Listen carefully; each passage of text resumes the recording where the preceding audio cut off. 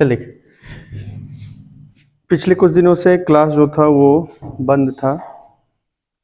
इसी कारण बस, कारण क्या, कारण ये था कि मतलब फ़ोन जो है वो वीडियो वाला जो फ़ोन है वो ख़राब हो गया था, जिस पे पढ़ाना होता था, इस कारण से। और जो हम लास्ट पढ़े थे 12th वाले में, वो एप्लीकेशन ऑफ गॉस थ्योरम था, मतलब गॉस प्रमेय का अनुप्रयोग। और उसमें हम 3 पढ़ चुके थे। एक जो सॉलिड स्फीयर का होता है, एक हॉलो स्फीयर का, और एक जो था वो सिलिंड्रिकल वायर का या सिलिंड्रिकल कंडक्टर जिसको बोलते हैं वो, मतलब कि खोखले गोले का, ठोस गोले का और बेलनाकार चालक तार का।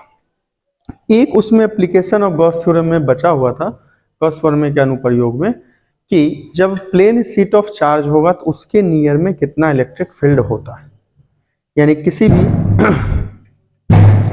प्लेन शीट ऑफ चार्ज, यानी चार्ज से बना हुआ कोई शीट होगा तो उसके निकट में, उसके नियर में कितना इलेक्ट्रिक फील्ड होता है। मतलब किसी आवेश की समतल चादर के कारण या कारण क्या, निकट में विद्युत क्षेत्र, उसके निकट कितना विद्युत क्षेत्र होता है।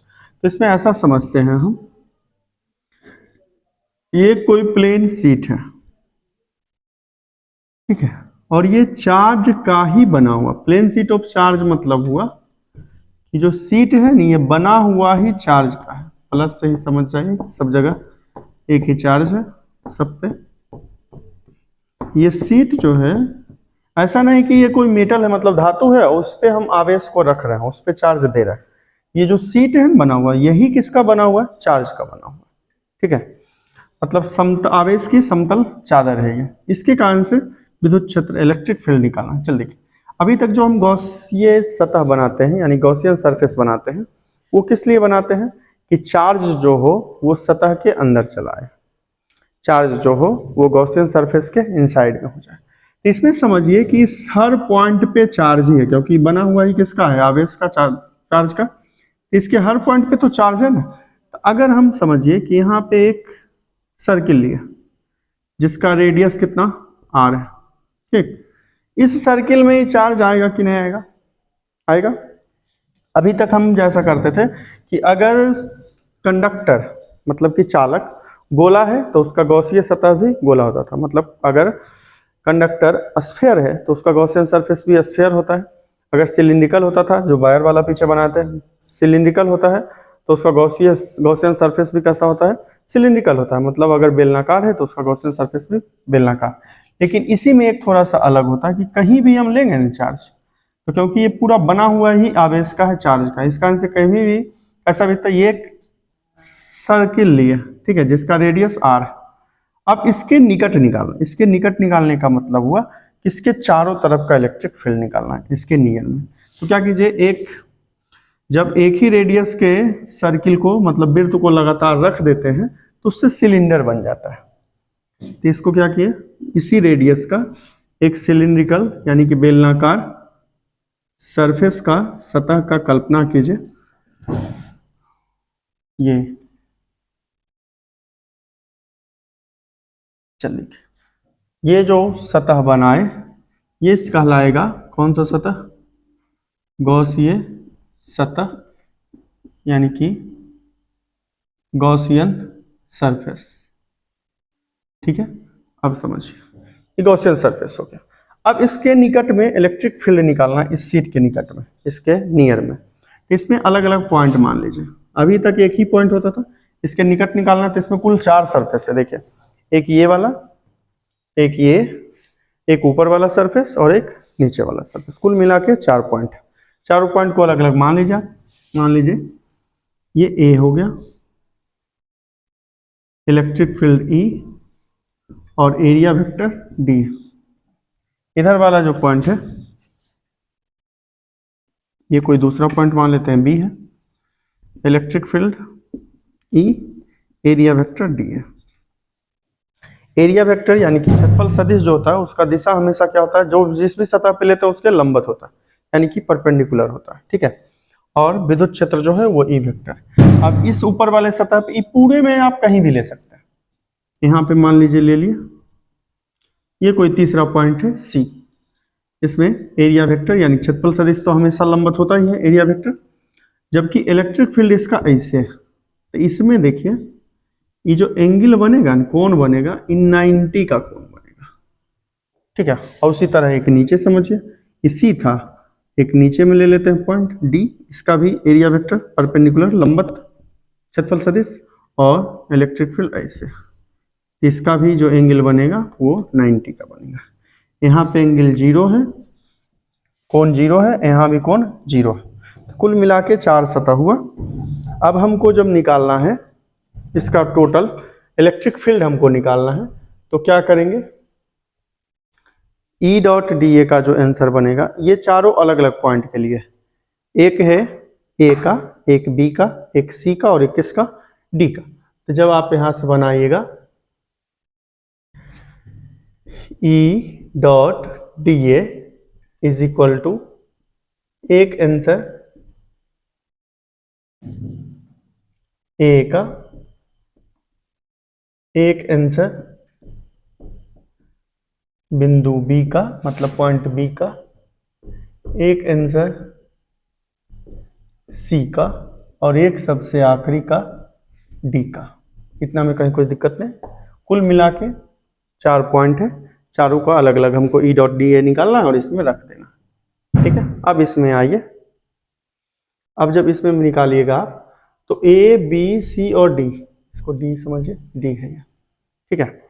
अब ये जब डी है तो हमको निकालना क्या होता है, इलेक्ट्रिक फील्ड, ठीक है। तो अब ये देखिए, ए का पहले अगर निकालते हैं, ए पे आइए, इसका थीटा कितना, 0, ठीक है। ए का और बी का, इसके लिए उसके लिए, दोनों के लिए 0। तो पहले आप सी और डी का अगर निकालिएगा ना, तो सी का देखिए, सी का भी 90 डिग्री का एंगल है ई और डी ए के बीच में, और डी का भी 90 डिग्री का एंगल है, 90 डिग्री का कोण है ई और डी ए के बीच में। तो अगर हम निकालते हैं, पहले निकाल लेते हैं इसी का, ई डॉट डी ए इसका सी का, और E dot D A D का, इसका आंसर हो गया। इसको तोड़ेंगे तो क्या हो जाएगा, E into D A into cos theta, ये E into D A, cos theta के बदले सी और डी, सी और डी दोनों का जो कोण है वो कितना, 0 डिग्री। सी और डी दोनों के लिए कोण 0 है, तो यहाँ पे 0 रख देंगे, 0 बोल रहे हैं 90 ना, सी का और डी का दोनों का 90, ठीक है। तो 90 है, तो यहाँ पे जब रखिएगा तो जाएगा E into D A into cos 90, कोस 90 का वैल्यू कितना, 0, कोस 90 का वैल्यू 0, 0 से गुना होकर पूरा आंसर कितना, 0 हो जाएगा। तो 0 हो जाएगा, मतलब सी का और डी का दोनों का आंसर 0 आ गया। ये इक्वेशन सेकंड मान लेते हैं, समीकरण 2। अब इसी तरह बचा एक ए का आंसर और एक बी का, तो ए और डी का निकालते हैं सिमिलरली, यानी किसी प्रकार करके ए और बी का निकालेंगे। तो ई डॉट डी ए का, और E dot D A B का इज इक्वल टू, इसको तोड़िए, E into D A into cos theta. लेकिन आप देख पा रहे हैं इसका भी एक ही डायरेक्शन में ई और डी है, इसका भी एक ही डायरेक्शन में, मतलब एंगल कितना, 0। तो E D A cos 0, D A cos 0 का 1, ई डी ए। अब देखिए ए और बी किस पे है, ये पूरा सरफेस जो वो सिलिंड्रिकल, लेकिन ये जो है वो पहले ही आपको बताए थे कि अगर सिलेंडर कहीं पे है तो कर्व सरफेस पे रहेगा, तो कर्व सरफेस एरिया वाला वैल्यू होगा 2 पाई आर एल, मतलब अगर वक्र पृष्ठ पे है तो वक्र पृष्ठ क्षेत्रफल का, और अगर वृत्त पे है तो वृत्त का क्षेत्रफल होगा। तो वृत्त का क्षेत्रफल कितना होता है, पाई आर स्क्वायर, तो हो जाएगा E into pi R square. ये समीकरण 3 हो गया, ये समीकरण 3 हो गया। अब देखिए हमारे पास सारा आंसर आ चुका है, सी का डी का दोनों का 0, और ए और बी का E into pi R square. जो हमारे पास समीकरण 1 है, मतलब इक्वेशन फर्स्ट है, उसमें हम सबका वैल्यू पुट कर देते हैं, मतलब ए का बी का दोनों का E into pi R square, जबकि सी और डी दोनों का वैल्यू कितना, 0, सबका वैल्यू रख देते हैं। तो समीकरण 2 और 3 का मान किसमें, 1 में रखने पे, यानी कि putting the value of equation second and third in equation first. तो जब रख दीजिएगा तो हो जाएगा ई डॉट डी ए का E into pi R square और इसका भी E into pi R square अब प्लस ई दोनों वैल्यू 0, ठीक है।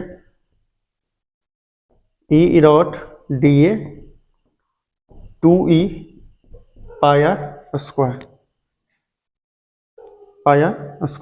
हो गया इतना। अब हमको निकालना किसका वैल्यू होता है, इलेक्ट्रिक फील्ड का। तो इलेक्ट्रिक फील्ड का जब वैल्यू निकालना है तो यहाँ से समझिए 2e पाई आर स्क्वायर का वैल्यू ये इतना हो गया, ठीक है। और इधर से जब बनाइएगा ये इतना ई डॉट डी ए का value 2e pi R square इतना हो गया। इसके आगे का आंसर जो बनाएगा तो ये 2 और पाई आर स्क्वायर जो है वो इधर मल्टीप्लाई में, 2 और पाई आर स्क्वायर जो है इधर मल्टीप्लाई में है, जबकि ये इधर जाएगा तो आंसर हो जाएगा इसका कितना, कहीं पे क्या हो रहा है, 2 2 2 प्लस प्लस प्लस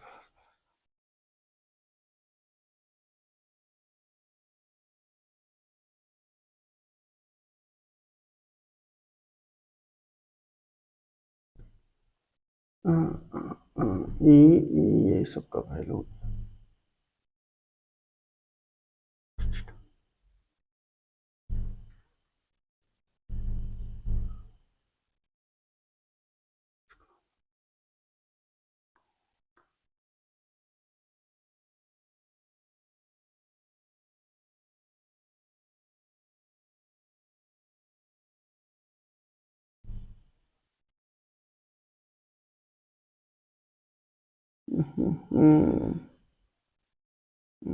यहाँ पे ये उल्टा हो रहा था। चलो देखो यहाँ पे ई डॉट डी ए बराबर होता है किसके, क्यू बाई एप्सिलॉन नोट का। यहाँ पे हुआ क्यू बाई एप्सिलॉन नोट बराबर इतना सारा आंसर, मतलब इधर का वैल्यू है क्यू बाई एप्सिलॉन नोट। ऐसे बनाते थे हमेशा ई डॉट डी ए, इसी से फाई का आंसर बनता है, जो गॉस थ्योरम में क्यू बाई एप्सिलॉन नोट होता है वही उल्टा वैल्यू रखा हुआ था क्यू बाई एप्सिलॉन नोट।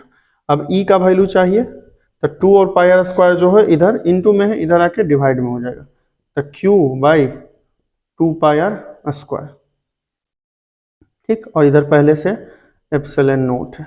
अब देखिए Q by pi R square, ये जो हम ये था ये सर्किल है और सर्किल का एरिया कितना, पाई आर स्क्वायर। मतलब हुआ कि ये जो आंसर बन रहा है वो सिग्मा का आंसर बन रहा है, क्योंकि सिग्मा का फॉर्मूला पृष्ठ आवेश घनत्व तो क्या होता है क्यू बाई ए, क्यू और सर्किल का एरिया कितना, वृत्त का क्षेत्रफल पाई आर स्क्वायर इतना, तो Q by pi R square जो है वो सिग्मा का आंसर बन गया, सिग्मा बाई 2 एप्सिलॉन नोट।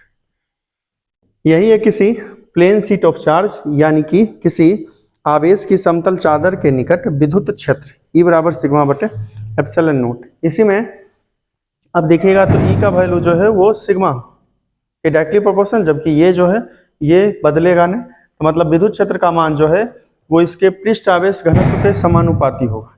इसी में एक नोट में हम ये पढ़ते हैं कि अगर शीट ऑफ चार्ज दिया हुआ है तब तो answer sigma by 2 epsilon note होगा, लेकिन अगर सिर्फ कंडक्टर लिखा हुआ है तो उसका जो वैल्यू होता है उसको कूलम्ब्स थ्योरम बोलते हैं, और उसके अनुसार से इलेक्ट्रिक फील्ड जो होता है सिग्मा का 1 बाई एप्सिलॉन नोट होता है।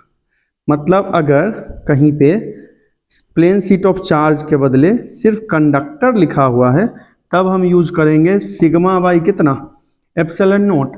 लेकिन जब ये होता है क्या, प्लेन शीट ऑफ चार्ज लिखा हुआ तब आंसर होता है सिग्मा बाई 2 एप्सिलॉन। इसमें हमेशा कंफ्यूजन होगा, इसीलिए बिल्कुल ध्यान रखें कि जब प्लेन शीट ऑफ चार्ज लिखा हुआ रहेगा तब आपको यूज करना है सिग्मा बाई 2 एप्सिलॉन नोट, और केवल कंडक्टर लिखा हुआ तब आंसर होगा सिग्मा बाई एप्सिलॉन नोट। यानी कि अगर आवेश की समतल चादर लिखा हुआ है तब आंसर होगा सिग्मा बाई 2 एप्सिलॉन नोट, और केवल चालक लिखा हुआ, चादर के बदले चालक लिखा हुआ तब आंसर होगा सिग्मा बाई एप्सिलॉन नोट। इसको बोलते हैं कूलम्ब का प्रमेय यानी कि कूलम्ब्स थ्योरम, ठीक। ये हो गया तो आपका ये आवेश की समतल चादर के निकट विद्युत क्षेत्र यानी किसी प्लेन शीट के चार्ज के कारण से इलेक्ट्रिक फील्ड उसके नियर में कितना होता है वो E is equal to sigma by 2 epsilon naught. अब इसमें एक और जो बचा हुआ गॉस थ्योरम में एप्लीकेशन इतना 4 ही था। एक है ये कि गॉस थ्योरम से ही आपको बनाना है कूलम्ब्स लॉ को, मतलब कूलम के प्रमेय को व्युत्पन्न करना है, डेराइव करना है। किस थ्योरम से? गॉस थ्योरम से। मतलब F is equal to 1/4 pi epsilon naught Q1 Q2 by R square लाना है गॉस थ्योरम से। ये अगले दिन पढ़ते हैं।